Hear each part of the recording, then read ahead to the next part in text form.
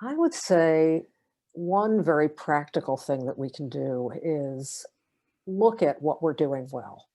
So I work with physicians now. I work as a master coach with fellow physicians. And you'd be surprised how many physicians get caught in this sense of not doing enough. And so Mm, here we are in the pandemic. And I've coached intensive care unit docs, physicians. Oh, I'm not doing very well. I couldn't save that mom of those two teenage boys. Or an emergency room physician. Oh, I can't keep up with all the sick people. What's wrong with me? Or a family physician doing telehealth visits. I'm not a real doctor. I'm not on the front line saving lives. mhm. So, this focus on what we aren't able to do, a simple, very practical approach is to look at what we are able to do. Mhm. The end of every day, a list of three things that you did well that day or three things that you accomplished.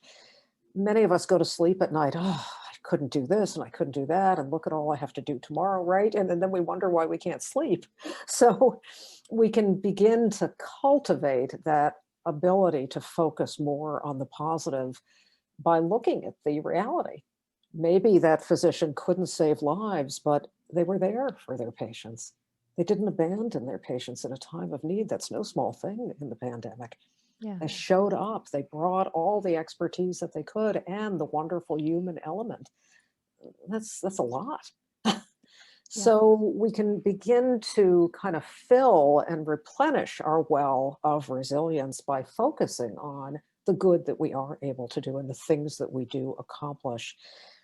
That's at the heart and soul of positive psychology, focusing more on what human beings do well rather than what they don't do well, rather than focusing on all the pathology, right, which Mhm. dominated the field of psychology for decades, if not centuries.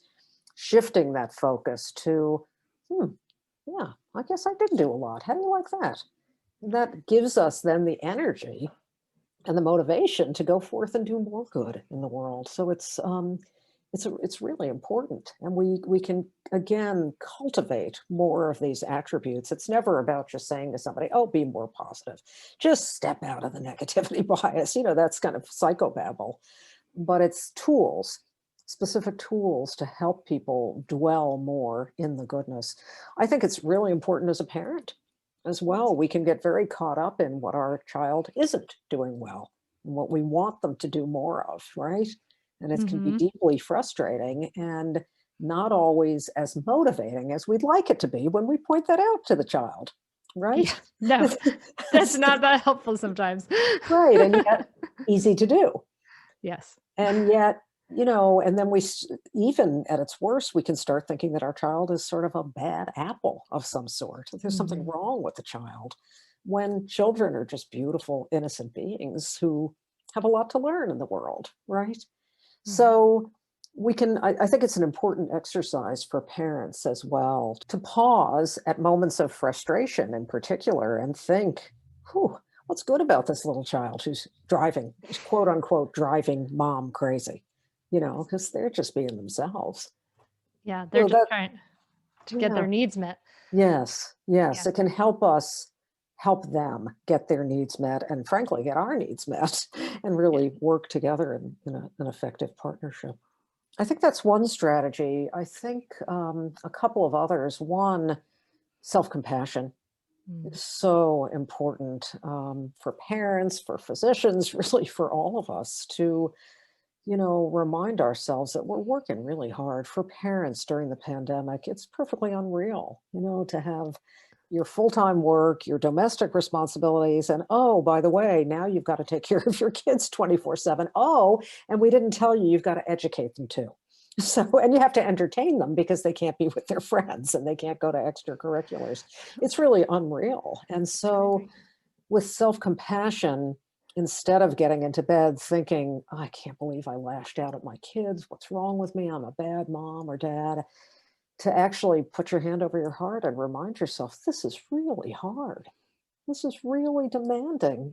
Every parent, similarly situated to myself, is going through the exact same challenges. So to give yourself a little space for being an imperfect human being amongst other imperfect human beings. We're all imperfect, and parenting certainly shines a light on that. So to take that time to remind yourself that it's hard and you're doing the best you can.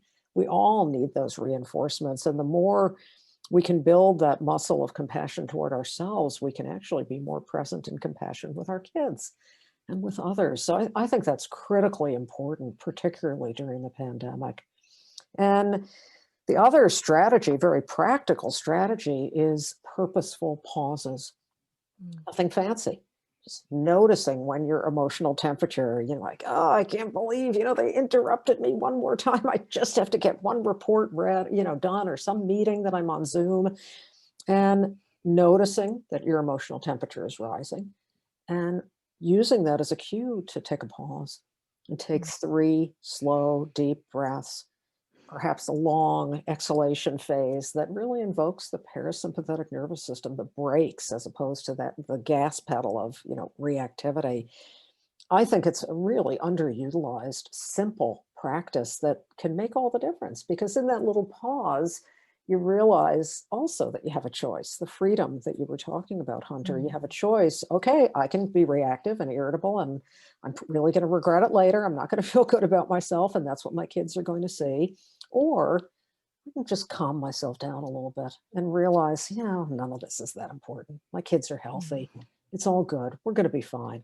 Like, that pause is just invaluable. I know for myself as a parent, that was really a game changer for me, adding those pauses, especially when my son was a teenager. That temptation to just, they come at you. You're the worst mom in the neighborhood, the planet, whatever, you wouldn't get me this video game, whatever it is. And, we react like, oh, but I've given you so much. How can you be saying these things to me? You've hurt me. You've mortally wounded me. You know what I mean? We go to this Oh my God. crazy reactive space, and then we yell at them and they yell back. I mean, it's just this reactive mess. But if we can pause, we realize, that's just what teenagers say. Come on.